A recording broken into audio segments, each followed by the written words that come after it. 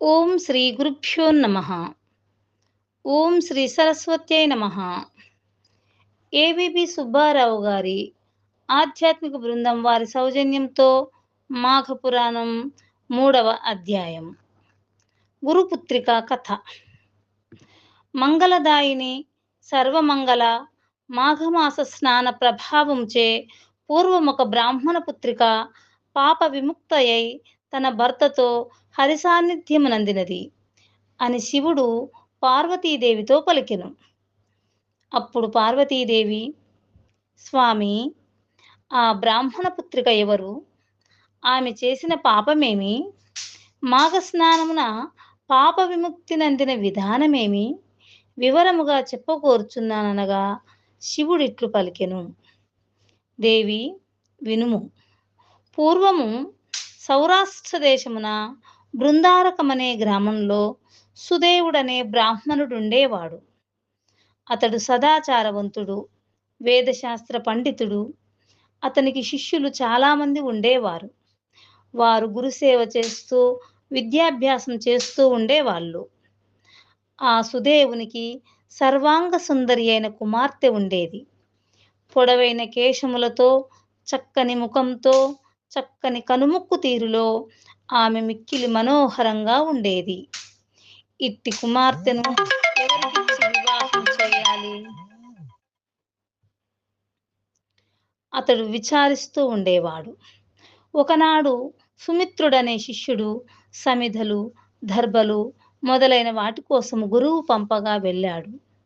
బంతితో ఆడుకుంటున్న గురుపుత్రిక కూడా సుమిత్రుని వెంబడించి వెళ్ళింది. సుమిత్రుడును చాలా దూరము పోయి ఆ అరణ్యములో ఒక జలాశయాన్ని చూచాడు. ఆ చెరువు గట్టున ఎత్తైన చెట్లున్నాయి. నీరు నిర్మల మనోహరంగా ఉంది. పద్మాలు వానిపై వ్రాలే తుమ్మెదల రొధ, అనేక వర్ణములలోనున్న కాలువలు, జల సంచారము చేయు జలప్రాణుల విహారము మొదలైన వానిచే ఆ సరస్సు మనోహరముగా ఉండెను. కోకిలలు గుంపులు కట్టి మధురధ్వనులు చేయుచుండెను. చిలుకలు, గోరువంకలు నేర్చిన మాటలను పలుకుచున్నవి. ఎత్తైన చెట్లతో కప్పబడిన ఆ ప్రదేశము ఒక ఏకాంత మందిరములా ఉంది. గురుపుత్రిక ఆ చెరువులోని నీరు త్రాగి అచట వృక్షములకున్న పండ్లను తిని ఒకచోట కూర్చుండెను. సుమిత్రునిపై మనసు పడింది. ఓయి, మనుష్య సంచారం లేని ఏకాంతప్రాయమైన ఈ ప్రదేశంలో నాకు నీతో కలిసి సుఖపడాలని ఉన్నది. ఈ వనము నీకును నాకును నచ్చినది. మనమిద్దరమును పడుచువారము. మన కలయిక సుఖప్రదమగును. ఆలసించక నా వద్దకు రమ్ము. నా శరీరము దూది కంటే మెత్తగానున్నది. నీకు మరింత సుఖమిచ్చును. రమ్ము. నన్ను మోహములో తనివి తీరా కౌగిలించుకొనుము. రమ్ము రమ్మని పిలిచెను. సుమిత్రుడు, మంచిదానా, నీవిట్లనకుము. నీ మాట దురాచారపూరితము. నీవు వివాహము కాని బాలవు. నాకు గురుపుత్రికవు. మనము సోదరీ సోదరులము. నీవు మన్మథ పరవశురాలవై ఇలా అనుచితముగా పలుకుచున్నావు. నేను నీతో రమింపజాలను. నేనీ మాటను సూర్యచంద్రుల సాక్షిగా చెప్పుచున్నాను. ఇట్టి పాపము చేసిన మనమిద్దరము చిరకాలము నరకవాసము చేయవలసి ఉండును. కావున ఇంటికి పోదాం రమ్ము. గురువుగారు మనకై ఎదిరిచూచుచుందురు. ఆలస్యమైనచో నిన్ను దండింపవచ్చును. సమిదలు, దర్భలు మున్నగు వారిని కొనిపోదం రమ్ము అని పలికెను. గురుపుత్రిక ఆ మాటలను విని, ఓయి, కన్యారత్నము, సువర్ణము, విద్యాదేవత, అమృతము స్వయముగా చెంతకు చేరినప్పుడు వలదన్నవాడు మూర్ఖుడు. ఒకరినొకరము కౌగిలించుకొనక సుఖమునందక నేనింటికి రాను. నేనిచటనే నా ప్రాణములను విడిచెదను. నీవు ఇంటికి తిరిగి వెళ్ళి, నేను రానిచో మా తండ్రి నిన్ను శపించును. నేను నీతో సుకుంపని ఈ శరీరము ఒల్లను. ఇచ్చటనే ఈ శరీరము విడిచెదను. నీవింటికి పోయి దీని ఫలితము అనుభవింపుము అని నిష్ఠురముగా మన్మథావేశముతో మాటలాడెను. సుమిత్రుడును ఏమి చేయవలనో తెలియని స్థితిలో ఉండెను. చివరికి అతడు గురుపుత్రిక కోరికను తీర్చుటకు అంగీకరించెను. వారిద్దరును పద్మములతో పుష్పములతో ఎగురుటాకులతో మన్మథశయ్యను తీర్చుకొని మనోహరమైన ఆ వాతావరణంలో యథేచ్ఛ సుఖములను అనుభవించిరి. వారిద్దరును తృప్తి పడిన తర్వాత సమిదలు మున్నగు వారిని తీసుకొని గ్రామమునకు బయలుదేరిరి. గురువు శిష్యుడు తెచ్చిన సమిదలు మున్నగు వారిని చూచి ఆనందపడెను. పుత్రికను చూచి, నీవు చాలా అలసినట్లున్నావు, మధుర ఆహారము తిని విశ్రాంతి నందుమని లోనికి పంపెను. ఆమెయు అట్లే అని లోనికేగెను. తండ్రి ఆమెను కాశ్మీర దేశవాస్యగు బ్రాహ్మణునికిచ్చి వివాహము చేసెను. కొంతకాలమునకు ఆమె భర్త మరణించెను. భర్తను కోల్పోయి నేలపై పడి దుఃఖించుచున్న కుమార్తెను చూడలేక సుదేవుడును మిగుల దుఃఖించెను.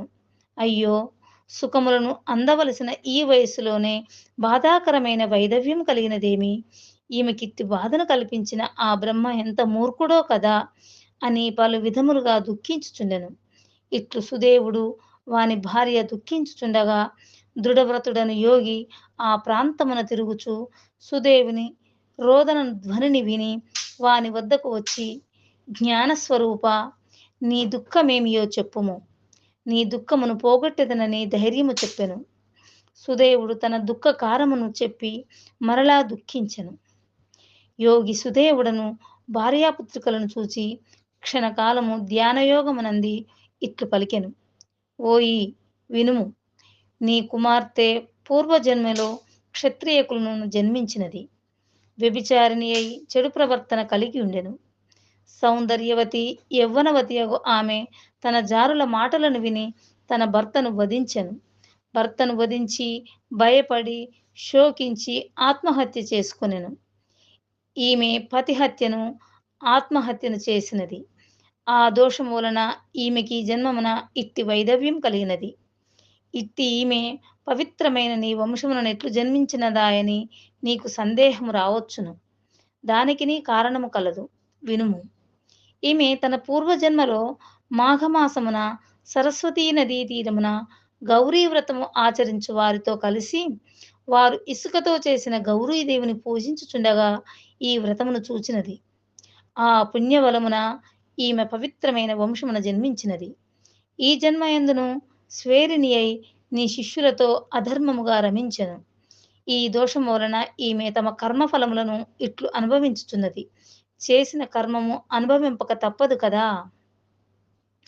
సుదేవుడు యోగి మాటలను విని చెవులు మూసుకొని తన కుమార్తె పూర్వజన్మలో పతిహత్య ఆత్మహత్యలకు పాల్పడుటను, ఈ జన్మలో కన్య అయి సోదరతుల్యుడైన తన శిష్యునితో రమించుటను విని మరింత దుఃఖించెను. యోగికి నమస్కరించి, తండ్రి, నా కుమార్తె చేసిన పాపము ఏమి చేసిన పోవును? ఆమె భర్త జీవించుట ఎట్లు జరుగును? దయయుంచి చెప్పుడని పరిపరి విధముల ప్రార్థించెను. అప్పుడా యోగి, ఓయి విద్వాంసుడా, ఓయి విద్వాంసుడా, నీ కుమార్తె చేసిన పాపములు పోవుటకు ఆమె మాంగల్యము నిలుచున్నట్లును చేయుటకు ఒక ఉపాయం కలదు. శ్రద్ధగా వినుము. మాఘమాసమున ప్రాతస్నానము చేసి ఆ నదీ తీరమున గాని సరస్సు తీరమున ఇసుకతో గౌరీదేవిని చేసి షోడశోపచారములతో పూజింపవలెను. సువాసినులకు దక్షిణతో ఆ గౌరీదేవిని సమర్పించవలెను. ఈ విధముగా నియమముచే ప్రతిదినము చేయింపుము. ఈమె భర్త తిరిగి జీవించును, ఈమె పాపములు నశించును. మాఘశుద్ధ తదియ నాడు 2 క్రొత్త చాటలను తెచ్చి వానిలో చీర, రవికెల గుడ్డ, పల పుష్పాదులు, పసుపు కుంకుమ మున్నగు సువాసిని అలంకారములను ఉంచి దక్షిణ తాంబూలములతో వాయనము ఇచ్చి సువాసిని పూజ చేసి ముత్తైదువులకిచ్చి 7 మార్లు ప్రదక్షిణ నమస్కారములు ఆచరింపచేయుము. ఆ సువాసినికి షడ్రసోపేత భోజనము పెట్టి గౌరవింపవలేను. మాఘమాసమున ప్రాతకాల స్నానముల చేతను పైన చెప్పిన వ్రతాచరణము చేతను ఈమెకు పాపక్షయము కలుగును. భర్త పునర్జీవితుడై ఈమె మాంగల్యము నిలుచును. మాఘస్నానము చేసిన విధవరాలు విష్ణులోకమును చేరును. మాఘస్నానము చేసి గౌరీవ్రతము ఆచరించిన సువాసిని తన మాంగల్యమును నిలుపుకొని చిరకాలము సుఖించును. పిచ్చివారు, మూర్ఖులు మాఘస్నానము చేసినచో వారెట్టివారైనను హరియను అర్హమునుంది చిరకాలము సుఖించి పుణ్యలోకములను పొందుదురు అని యోగి వివరించి తన దారిన పోయెను. సుదేవుడు యోగి మాటలను నమ్మి తన కుమార్తెచే మాఘస్నానమును, గౌరీ పూజ, విశిష్టమైన కాత్యాయని వ్రతమును భక్తి శ్రద్ధలతో చేయించెను. కాత్యాయని వ్రత మహిమ చేత సుదేవుని కుమార్తె పాపములు పోయి ఆమె భర్త పునర్జీవితుడయ్యెను. ఆమెయు చిరకాలము తన భర్తతో సుఖించి తన తల్లిదండ్రులతోనూ భర్తతోనూ కలిసి దేహాంతమున వైకుంఠమును చేరెను.